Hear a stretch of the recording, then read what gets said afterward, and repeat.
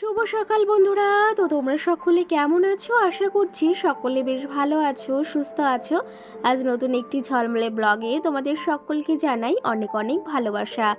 আজকে হলো শনিবার, এখন ঘড়ি কাটাতে ঠিক সময় হয়েছে 8:15 মতো। যাই হোক, আজকের ব্লগটি আমি অনেকটাই দেরি করে শুরু করছি। আশা করি আজকের ব্লগটি তোমাদের বেশ ভালো লাগবে। তবে দেরি করে এই যে ব্লগটি শুরু করার একটা কারণও রয়েছে। সেটা জানো তো, আজকে ওই পুরো একদম পাক্কা 8টার সময় ঘুম ভেঙেছে। তো 8টার সময় ঘুম থেকে উঠে আগে আসলাম এই যে কলপাড়ের দিকটায়, যেখানে এই যে জবা ফুলের আগের দিন ডালগুলো কেটে দেওয়া হয়েছিল, সেখান থেকে আবার নতুন এই যে ডগা বের হয়ে কি সুন্দর দেখো ফুল হয়েছে। ভাবলাম সকাল সকাল সেগুলো তোমাদেরকে শেয়ার করি। আজকে গাছে ফুল রয়েছে এই যে, তো সেই ক্ষেত্রে তোমাদের সঙ্গে একটু শেয়ার করলাম। সকালে এই সমস্ত জায়গায় আসলে না মনটা একদম ভরে যায়, ভীষণ সুন্দর লাগে। আর সঙ্গে দেখো এই জবা গাছেও একটা জবা ফুটেছে। এখন রোজ একটা দুটো করে ফুটছে, দেখতেও কিন্তু বেশ সুন্দর লাগে।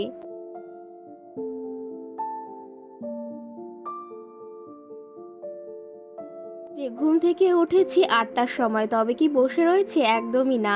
আজকে ঘুম থেকে উঠতে একটু বেলাই হয়ে গেছে, একদমই খেয়াল ছিল না এতটা বেলা হয়ে গেছে। যাই হোক, এখন দেরি করে ঘুম থেকে উঠেছি, কি করব বলো? এখন তো মাথা ঠুকেও লাভ নেই। যাই হোক, ওই যে তোমাদের দাদা ভাইও এখন ঘুম থেকে উঠে পড়েছে। তোমাদের দাদা ভাইকে বললাম মুদিখানা বাজার করে নিয়ে আসতে, তো সে গিয়েছে আবার বাজারের দিকে।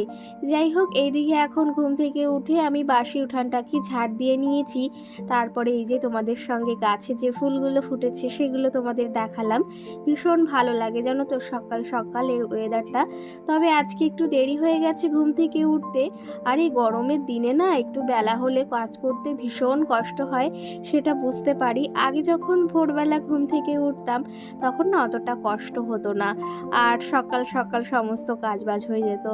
এখন যেহেতু মাঝে কয়েকটা দিন শরীরটা ভীষণ খারাপ ছিল, সেহেতু শরীরটা এতটা সাথ দিচ্ছে না, ওই জন্য বেলা হয়ে যাচ্ছে ঘুম থেকে উঠতে। যাই হোক, এখন একা হাতে সমস্তটা তো সামলাতে হবে, শরীরটাও দেখতে হবে, সঙ্গে সংসারটাকেও দেখতে হবে। সকালে এই যে ঘুম থেকে উঠে সংসারের কাজে হাত লাগিয়ে দিয়েছি। রান্নাঘরটা কালকেই পরিষ্কার করে রেখেছিলাম, তবে সকাল সকাল একটু মোছামুছি না করলে হয় বলো? তো এই যে রান্নাঘরে এই গাছগুলো রেখেছি, আর সঙ্গে ভেবেছি আর কটা মানি প্লান্ট রাখবো, আর কিছু হাতের কাজ করব, ডিজাইন করব। দেখি কতদূর কি সম্ভব হয়, ইচ্ছা আছে। তবে তোমাদের ভালোবাসা থাকলে অবশ্যই হবে।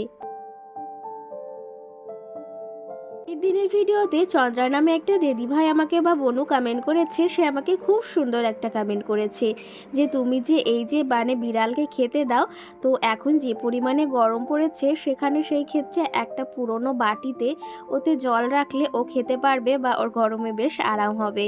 আর ভিডিওটি খুব সুন্দর লাগলো। সত্যি কথা বলতে, জল কিন্তু আমরা কলপারে একটা বালতিতে রেখেই দিই, আর একটা পাত্র রয়েছে, ছোট্ট একটা মগ রয়েছে, সেখানেও কিন্তু জলটা থাকে, আর ওদের বেশ উপকারে আসে। তো সেই ক্ষেত্রে এই যে গরমের দিনে আমাদের যতটা জলের প্রয়োজন, ওদেরও কিন্তু প্রয়োজন রয়েছে। তো সেই ক্ষেত্রে আমি একটা বালতিতে জল রেখে দিই, সেটাতে হচ্ছে প্রায় ভাগ এখানে আমাদের বাড়ির সামনে কুকুর যায়, সঙ্গে বিড়াল তো রয়েছেই। তো সেই ক্ষেত্রে কুকুরগুলো না ওখান থেকে জল খায়, আমি দেখেছি। আর রোজই আমি ভরে রাখি, আর বিড়ালের ক্ষেত্রেও আমি একটা ছোট্ট মগ রয়েছে, সেটাতেও ভরে রাখি ওদের প্রয়োজন হলে। আর পাখিরাও আসে জানো তো, তো সেখান থেকে জল খেয়ে যায়। আর তুমি যে এত সুন্দর একটা কমেন্ট করেছো, ভীষণ ভালো লাগলো। দেখো, এই যে তোমাদের সঙ্গে গল্প করতে করতে রান্নাঘরটি গুছিয়ে নিয়েছি, কেমন লাগছে অবশ্যই অবশ্যই কমেন্ট করে কিন্তু জানিও সকাল সকাল।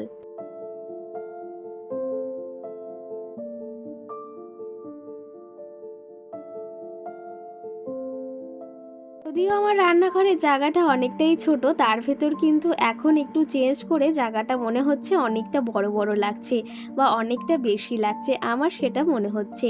আর এখানে এই যে কার্পেটটা পেতেও কিন্তু বেশ সুন্দর লাগছে, মনে হচ্ছে পাথর বসিয়েছি, তাই না? তো যাই হোক, গরিবের শখের শখ তো থাকেই আমাদের প্রত্যেকের, তবে সেই শখগুলো আমরা একটু সীমিতের ভেতরই পূরণ করার চেষ্টা করি। যাই হোক, এখন রান্নাঘরটি এই যে গুছিয়ে তারপরে আমি একদম কিছু কাজ ছিল সেগুলো করে একদম স্নান সেরে এসেছি। অনেকটাই বেলা হয়ে গেছে। এখন আবার এই যে নিজে একটু রেডি হব, সঙ্গে মাম্মামেরও একটু পরে পড়া আছে।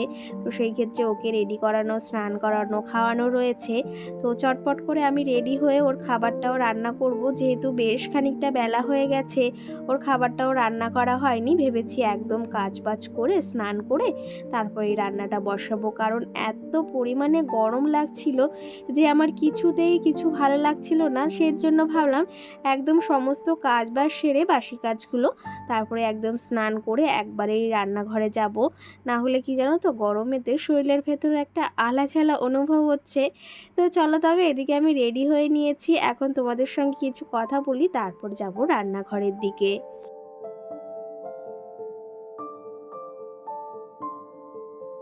তো বন্ধুরা, সকালের সমস্ত কাজবাজ এই যে কমপ্লিট করে নিয়েছি। আজকে অনেকটা বেলা করে ঘুম থেকে উঠেছি, বুঝতেই পারিনি যে এতটা বেলা হয়ে গেছে। এতটা বেলা বলতে ওই 8টার সময় পুরো পাক্কা আজকে ঘুম থেকে উঠেছি। তো ঘুম থেকে উঠে এই যে 8:30টার ভেতর সমস্ত কাজবাজ সেরে নিয়েছি। রান্নাঘরটা একদম পরিষ্কার করে রেখে বাসি থালা বাসনগুলো ধুয়ে রেখে এসেছি। তোমাদের দাদা ভাই মুদিখানা দোকান থেকে বাজার এনেছে, সেগুলো এখন নামাতে হবে। আর আমি তো স্নান টান করে এই যে একদম রেডি হয়ে নিয়েছি, এখন যাবো রান্না করতে। আবার মাম্মামকে একটু বাদেই পড়াতে আসবে 10:30টার দিকে। তো ও ওই যে প্রায় উঠে গেছে, মানে এখনই উঠে যাবে সেরকম একটা অবস্থা। তো চলো তবে এখন আমি যাব, মাম্মামের সুজি রান্না করব আপেল দিয়ে। আর সঙ্গে হচ্ছে একটা দিদিভাই না বোন আমাকে কমেন্ট করেছিল যে মাম্মামকে সুজির সঙ্গে একটু ওই যে যাকে বলা হয় তাল মিষ্টি দিলে বেশ ভালো হয়।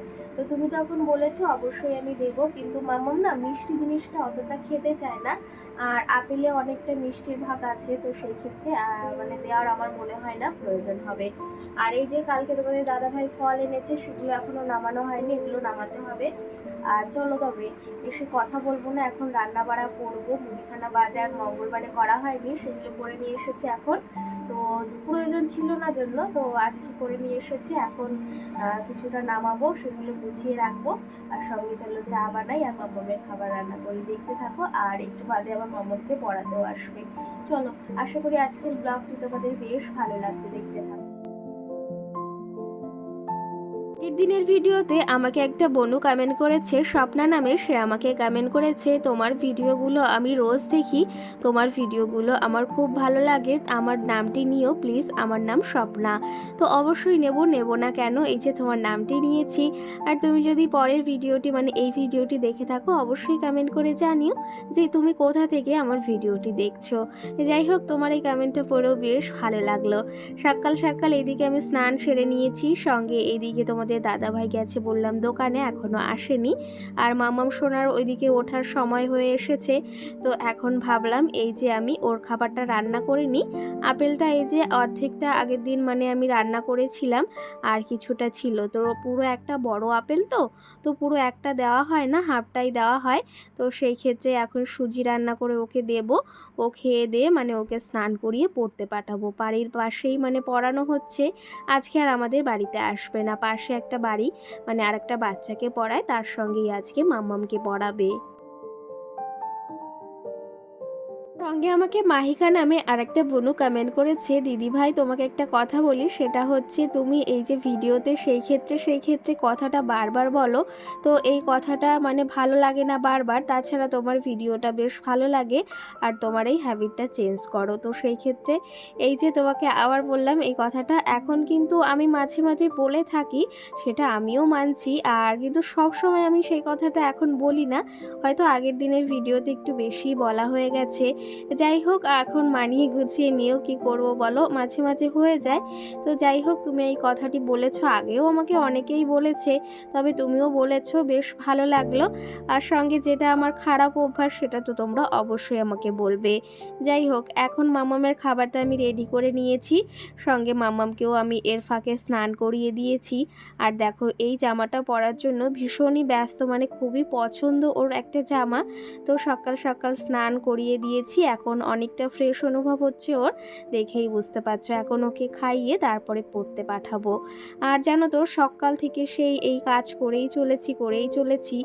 যারা ভাবো যে এই যে অনেকেই ভাবে যে মেয়ে ছেলেরা বাড়িতে বসে বা গৃহবধূরা বাড়িতে বসে সারাদিনে কোনো কাজকর্ম নেই, তারা কিন্তু একদমই ভুল ভাবো। সেটা হচ্ছে আমরা সারাটা দিনে যতটা কাজকর্ম, সন্তান সামলানো, সংসারের কাজবাজ প্রত্যেকটা জিনিস সামলানো কতটা যে কঠিন সে একমাত্র যারা বাড়িতে থাকে দেখে তারাই কিন্তু বুঝবে, বা একজনের কষ্ট একজন গৃহবধূ ছাড়া অন্য কেউ বুঝবে না।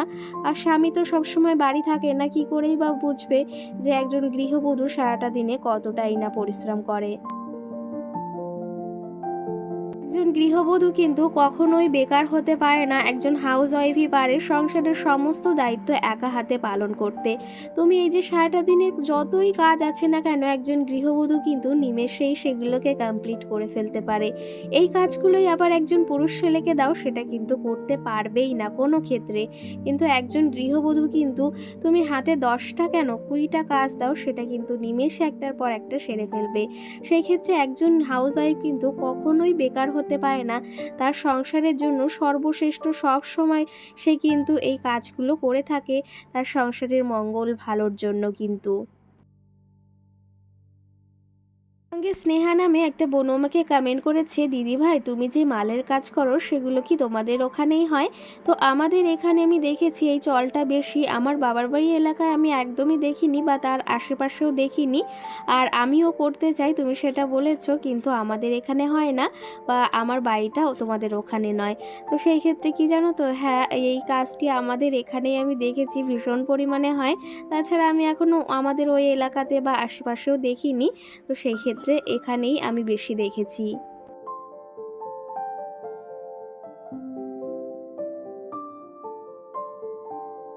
যাই হোক, এই যে বললাম মুদিখানা বাজার থেকে কিছু প্রয়োজনীয় জিনিস নিয়ে এসেছে, আবার মঙ্গলবারের দিন তো বাজার করতেই হবে। তবে আমি অল্প জিনিস যেটা প্রয়োজন সেটাই আনতে বলেছিলাম। সঙ্গে আমাকে প্রদীপ কমেন্ট করেছে, সে আমাকে কমেন্ট করেছে তোমার বাড়ি কোথায়? আমার বাড়ি কিন্তু হাবড়াতে, তোমাদের আগেও বলেছি, তো আবারও বলে দিলাম, হয়তো তুমি জানো না। সঙ্গে আমাকে সোনালি কমেন্ট করেছে, তোমার কথাগুলো খুব ভালো লাগে, তুমি এত সুন্দর কথা বলো, খুব মিষ্টি করে কথা বলো, ভীষণ ভালো লাগে। আর সঙ্গে আরেকটা কমেন্ট করেছে, তুমি কেন এক হাতে শাখা পরো না? তবে সেই প্রশ্নের উত্তর আমি পরের ভিডিওতে দেওয়ার চেষ্টা করব। এদিকে দেখো মুদিখানা বাজারগুলো নামিয়ে নিয়েছি, আর এইদিকে ডিমগুলো সাজিয়ে নিলাম। চলো তবে আজকের ব্লগটি এই অবধি, সকলে ভালো থেকো, সুস্থ থেকো।